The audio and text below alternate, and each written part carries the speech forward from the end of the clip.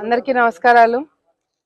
ప్రజలు ఇచ్చిన ఈ తీర్పు మనస్ఫూర్తిగా స్వీకరిస్తున్నాము.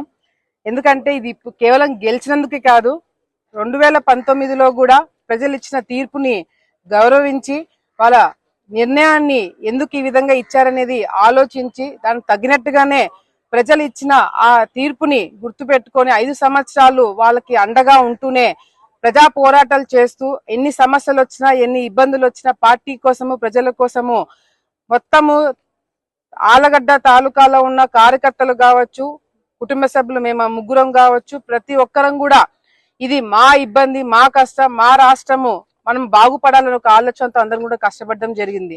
ఈ రోజు రాష్ట్రంలో వచ్చిన ఈ రిజల్ట్స్ చూస్తుంటే నిజంగా ప్రజలు మనసుతో ఆలోచించారు. ఆలోచించి ఈ రోజు ఎవరి నాయకత్వం ఉంటేనే మనకి మేలు జరుగుతుందని ఈ రోజు వీళ్ళు ఇచ్చిన ఈ తీర్పుని ప్రజలందరూ కూడా నిజంగా మేము ధన్యవాదాలు తెలియజేసుకుంటున్నాము. ఈ గెలుపు మా గెలుపు కాదు, ప్రజల గెలుపు.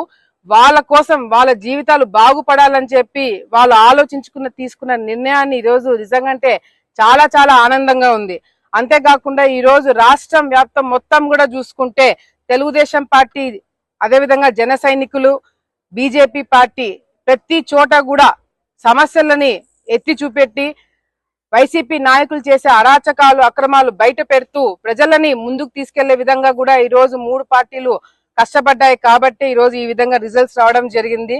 చాలా చాలా ఆనందంగా ఉంది, చాలా చాలా ధైర్యంగా ఉంది. ఎందుకంటే కష్టపడిన దానికి ప్రజలు ఎప్పుడు కూడా గుర్తు పెట్టుకుంటారనేది ఒక తీర్పు ఈ రోజు ప్రజలు ఇవ్వడం కూడా చాలా చాలా ఆనందంగా ఉందని తెలియజేసుకుంటూ, మరి వైసీపీ నాయకుల పరిస్థితి ఏందనేది కూడా ఇప్పుడు ఆలోచించాలా. ఎందుకంటే వైసీపీ నాయకులు ఈరోజు వాళ్ళ ఆలోచన విధానం ఏ విధంగా ఉంది అంటే, ఓడిపోతున్నామని తెలిసి కూడా, వాళ్ళకి తెలిసి కూడా ప్రజలని, ముఖ్యంగా కార్యకర్తలని ఇబ్బంది పెట్టే విధంగా చివరిగా కూడా మరి రిజల్ట్స్ ఏ విధంగా వస్తాయని చెప్పి వాళ్ళతోనే తప్పుడు ప్రచారాలు చేపించి బెట్టింగ్లు దగ్గర వాళ్ళని ఇబ్బంది పెట్టే కార్యక్రమం వైసీపీ నాయకులు వాళ్ళ కార్యకర్తలనే చేసుకోవడం జరిగింది.